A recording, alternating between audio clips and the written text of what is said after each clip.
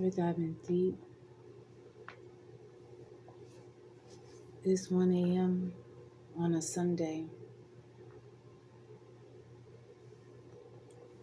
and I feel as though I have more information to share on what exactly it means for a person who is born with their natal moon in the sign of Leo. This is part 3.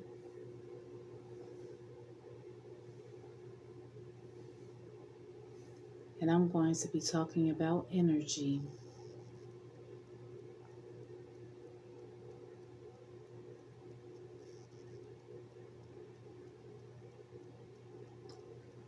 Just a quick recap.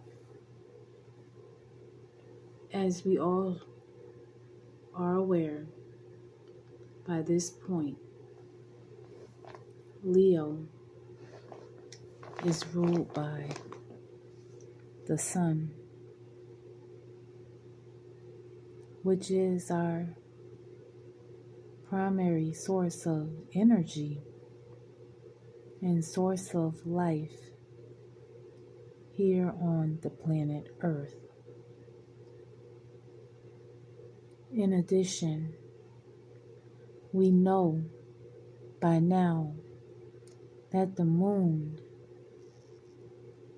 is also a luminary who is able to give life and whose light is pulled from the sun when she is illuminating in the sky.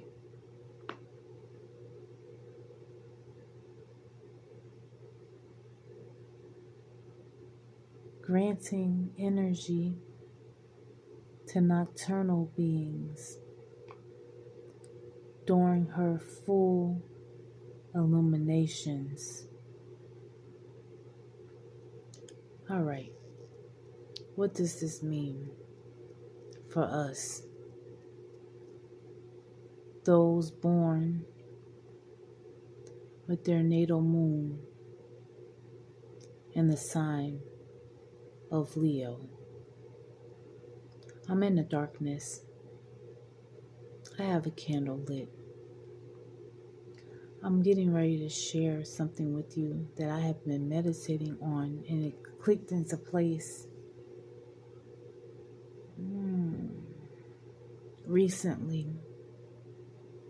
And honestly, this is going to sound a little bit out the box and unorthodox.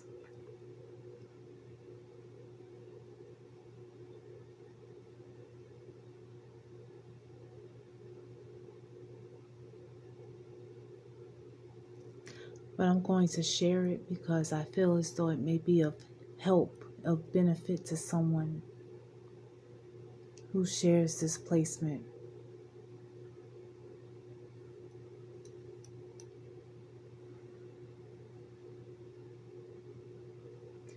Mastery of energy. That is how we, with this placement, can gain some emotional security. Energy management. I'm not talking about the energy that fuels the home. I'm talking about the energy that fuels our personal temple. Energy management. The flame is flickering. I think I'm on point here. Energy management, meaning managing how we use our energy, how we direct our energy, our attention, our actions, meaning how we expend our energy and how we conserve our energy. Meaning, once again, in part 1, I touched on some of the common attributes and characteristics that are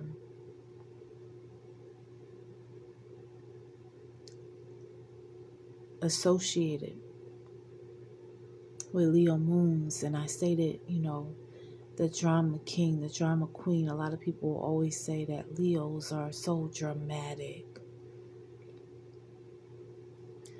Leo moons, listen, based upon my meditations and supplications,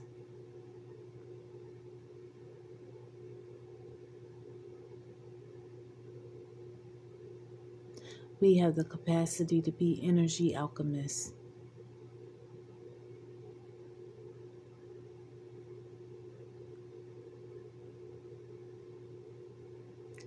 We have the ability to absorb energy, to store energy, to direct energy,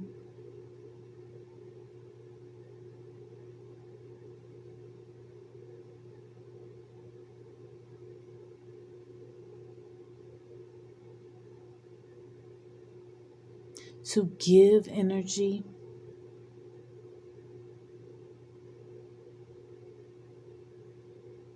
to receive energy, to take energy,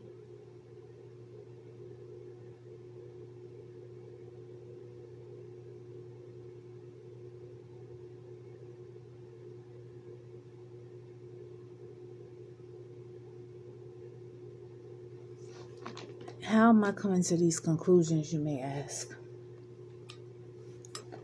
Just from living life and from observing the sun. Think about it.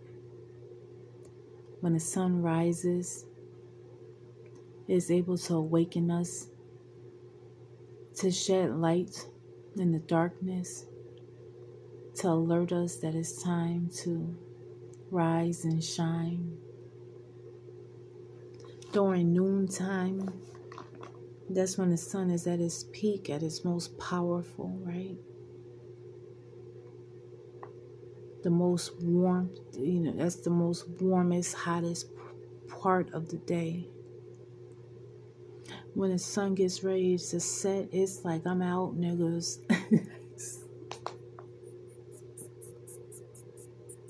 Get it how you live.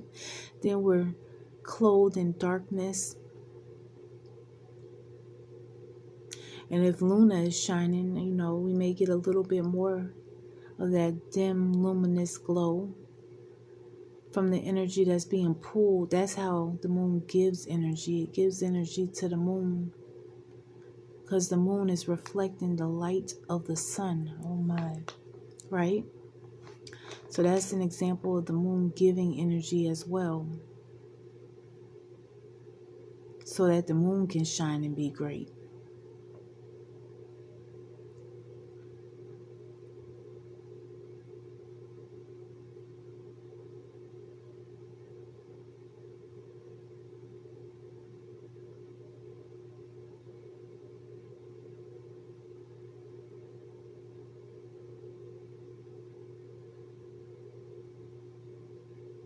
The sun is able to contain energy because it's like we can't get close to the sun. Them astronauts that's working with NASA and all of the other space organizations from all the countries around the world that have space organizations, they know they can't get too close to the sun. Because they will burn. They will incinerate, burn into a crisp. They will be consumed by the fire of the sun. Yet the sun is self-contained. The sun itself is able to sustain that heat, that fire, that flame. without burning out, at least for all of the years that it's been shining and all of the years that it will continue to shine until it's forecasted combustion, right?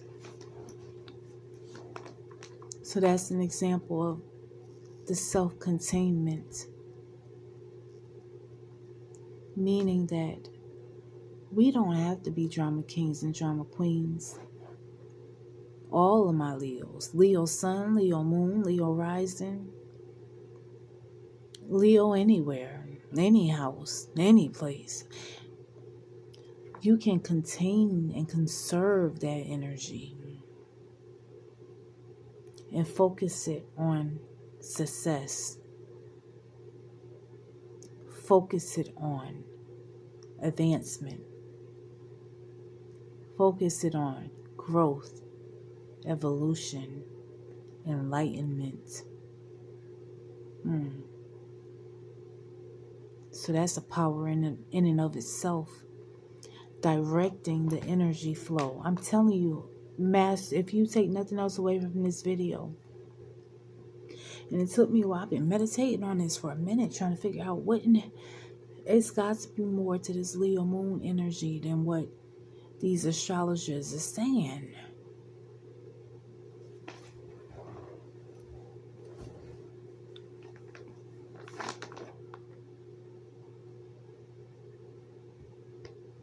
Energy management, masters of energy. Anything you can think of that you can do with energy,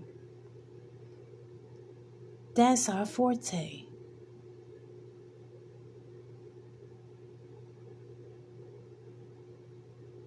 We can share it. We can contain it. We can conserve it.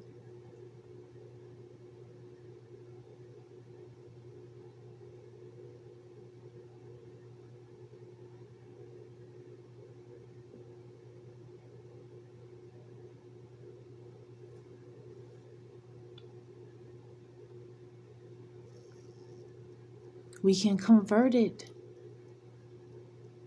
What do you mean convert it? I mean, we can shift it and change it. You know, when the sun come out, I remember how in one of the videos, I don't know if it was part 1 or part 2, where I was telling you about this disorder called SAD. It's an acronym for Seasonal Adjustment Disorder or something like that. Where when the sun shines less, like when we start getting into the winter months, the darker months, how people's moods starts to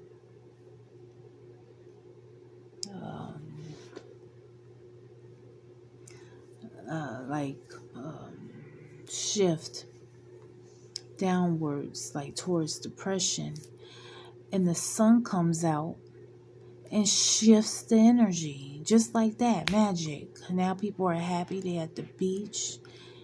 They flirty. They flirty. They're having romance and picnics and vacations, and I mean, hot girl summers and all types of joy and revelry when the sun comes out. So the sun has the ability to shift the energy. That's alchemy. That means once the person was sad, now the sun's shining more.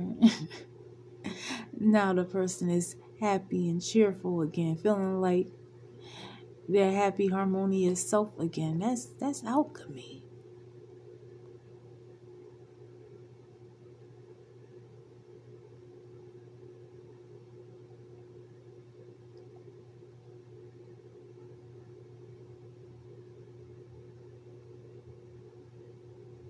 Now I'm laying down a foundation in the groundwork. I haven't found someone yet that expressed what it means to have a moon in Leo, as I just did right here. And this isn't to brag or to boast. This is just to get the conversation going so that we can build upon this and take it further.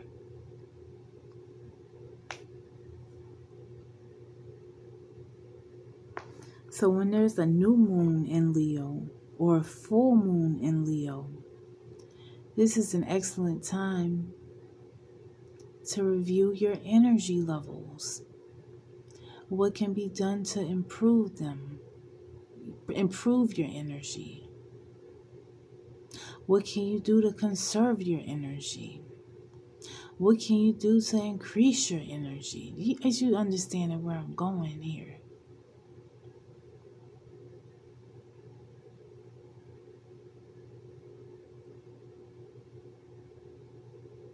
I'm feeling this.